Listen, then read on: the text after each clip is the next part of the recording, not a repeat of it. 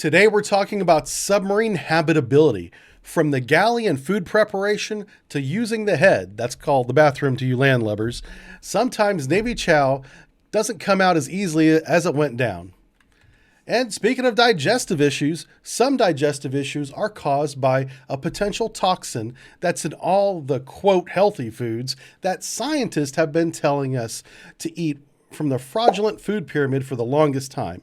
And this potential toxin causes digestive issues, according to Dr. Gundry, a world-renowned cardiologist. This is affecting millions of people nationwide. Warning signs include weight gain, fatigue, and digestive discomfort, and stiff joints, even skin problems. Well, Dr. Gundry explains these side effects are often mistaken for normal signs of aging because of digestive issues developed usually over a matter of years and sometimes even decades. I can assure you that the damage is probably done by these healthy foods, and it's far from normal. The good news is that you can easily fix this problem from your own home. It's very simple. You just have to know which foods are actually healthy and which contain this hidden potential toxin. So you can go find this for yourself at gutcleanseprotocol.com/sub. That's gutcleanseprotocol.com/sub, because after years of research, Dr. Gundry has decided to release an informative video to the public, free and uninterrupted, showcasing exactly which foods you need to avoid. Go find that video at gutcleanseprotocol.com/sub and click the link below. All right, let's start here in the galley. Yeah, look how small this galley is. This is 2 steam kettles, and off camera, just out of frame, they also have a mixer, a metal mixer. But really, we need to start outside the submarine real quick, because in order for them to cook anything on the submarine, they have to get food onto the submarine, and that is a procedure onto itself. Submarines, they only have a couple ways to get in and out of a submarine. And whenever you bring food into a submarine, it can take many hours and at least half or not more than the crew, because American submarines run around 130 crew members. And some of those will be on watch, some of those will be in training, and others will be doing food loading. So the food is brought topside in pallets, stacks and stacks of food. And they take as much of the food out of the pallets and out of the packaging as possible if it's more efficient to bring the food down to the submarine that way. A great example of this is fruits and vegetables. A lot of fruits and vegetables will be brought in large cardboard containers that have little grip handles on it. Well, those are great to keep inside the cardboard while you're bringing it across the bow and down the hatch, because it's got 80 apples in it or whatever. A bunches of bananas are in there. You don't want to bring those down one at a time, bruising the fruit and the bananas. So you keep those in the cardboard. But what's important here is that everything that comes in packaging, whether it's fruit and vegetables or even your personal items like toothpaste that come in that little cardboard box, no cardboard goes underway is the rule of thumb. So all that stuff, after you bring your stuff on board, you take it out of the container and you take that cardboard and hard paper, rigid paper, whatever it is, off the boat. It doesn't go underway, because once you've closed the hatches, cardboard is one of the most difficult things to get rid of while underway. So you don't bring it underway in the first place. That's the first rule of thumb. But after spending hours and half the crew loading up the chill box and the freezer with a 80 to 90 day food supply, you can begin preparing meals inside this galley here. And like I said, it's a very small space. Normally there is a duty cook for the day, and if he's lucky, he might have a second cook to help him out for a short time, like the overnight cook that does all the desserts and the bread preparation for the next day may stay on for a few hours to help the morning cook get ready, break out all of the food out of the chill box in the freezer so that he can prepare these meals. The reason for that is he's preparing 130 meals every 6 hours, 24 hours a day. And that is something like more than 500 meals every single day. And one person is responsible for that. And he shares part of that responsibility with an overnight cook that helps out. And that overnight cook also has to cook a large meal called mid-rats. Sometimes that's not 130 portions, but it's probably supposed to be. Either way, these cooks are very busy, working very hard in a very small space, and that can be an arduous job in and of itself. And one of the primary jobs they have, besides cooking the food, is keeping crew morale up.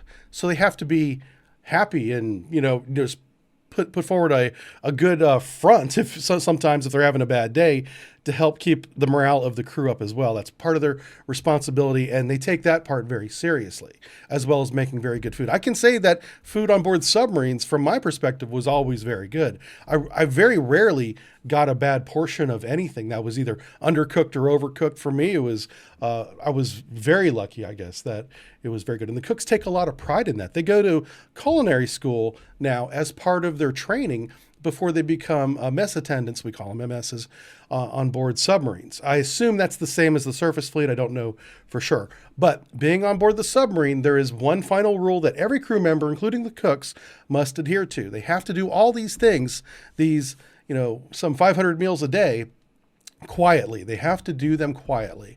And that's really hard to do whenever everything you're working with, pots, pans, sheet pans, dishes, utensils, are all made out of either porcelain or metal. And anytime you put those two together, you're going to be making noise. And so they do this job very efficiently. It's an arduous job. It's very demanding with very strict deadlines. If you do not meet the meal deadline, you've got crew members not getting fed, and that's going to plummet morale quickly. That actually never happened in my entire career. They're very good at sticking to the schedule. The MSs. And this is their workspace. This is the large part of their workspace right here. Like I said, there's a little bit off camera that is like a mixing bowl. And then there's a little preparation table, if you will. It's more of a bench. It's very small where they can put things together. So this is approximately half the galley. And they have a chill box and a freezer as well. Let's move on to clothes. So obviously, whenever you're underway, you have an underway uniform, and you also have personal items like sheets and pillowcases. And every sailor is responsible for his or her own laundry, regardless of rank if they're enlisted. From the most senior chief of the boat all the way down to the newest guy coming on board, first day underway, everybody's responsible for their own cleanliness, including their clothes and their sheets. This is a little bit different for officers. One of the perks of being a commissioned officer in the United States Navy is the mess attendants, who's also making some 130 meals every 6 hours, is also doing the officer's laundry and their own laundry, right? Those are some very busy people. So big shout out to all the mess attendants watching this. You guys work your ass off. And I remember every time I got a meal out from the galley, I would always thank the mess attendant, verbally look him in the eye and be like, thank you. Because I understood, I witnessed what it was like to do that job. It's very difficult, and they do it very well. They also do laundry for the officers. And so the way this works is, here's the washer and the dryer.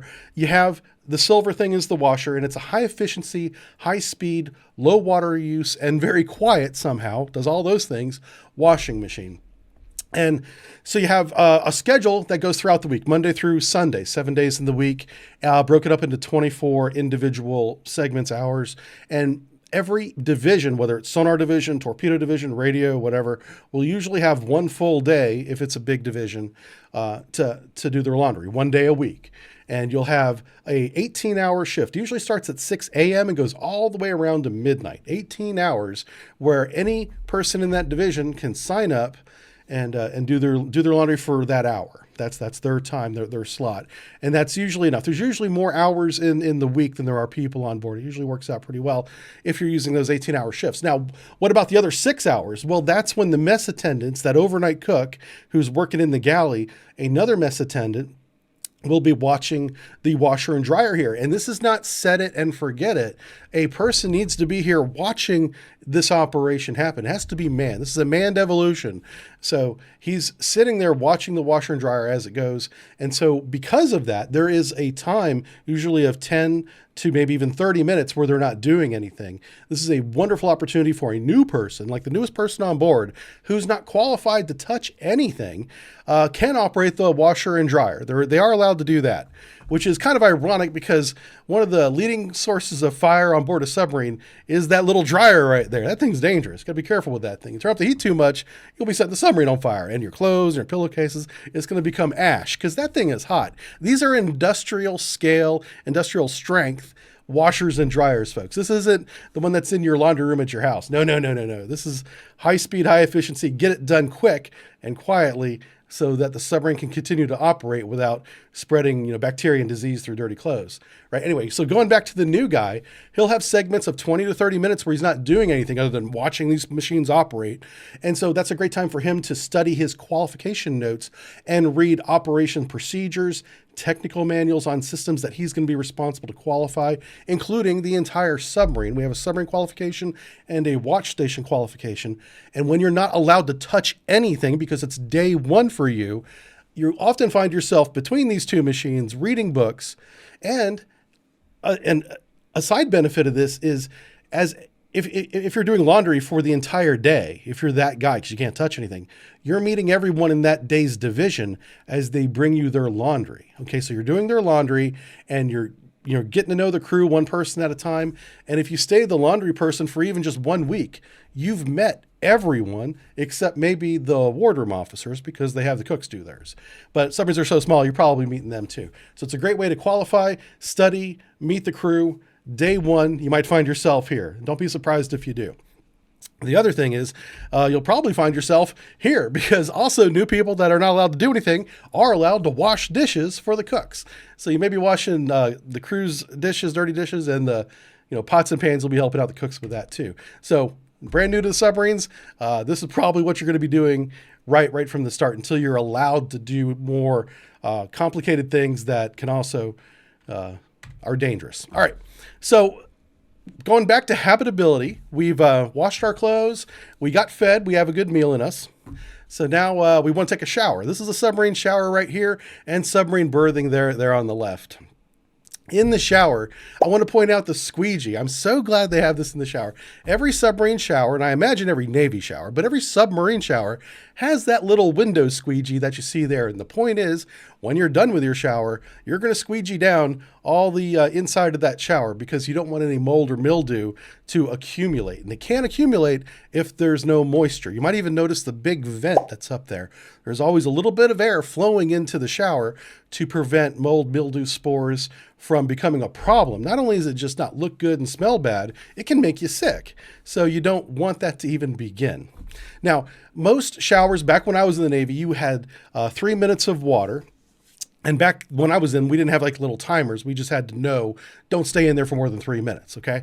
And so you want to get in there, you just want to rinse yourself off, maybe like 10 seconds of water, and then you turn the water off and you soap up. And now you can take your time soaping up. You can take a few minutes if you want to, wash yourself real good, and then you use the 3 minutes of water you have remaining, minus the 10 seconds you used in the beginning, to rinse all that off. And I found most of us spend most time just rinsing the shampoo out of our hair and eyes. So in order to get around that, a lot of people, whenever they go underway, if it's going to be a month or more before we pull in again, which is extremely common, we'll just, after we get underway, so no one sees us, we'll shave our head. Or we'll go to the barber that in New London is right by the piers, get a very short or bald haircut, a one guard all down the all over the head. And that way you don't have to use as much shampoo. You don't have to use as much water, rinsing soap and stuff out off your hair because it's all gone.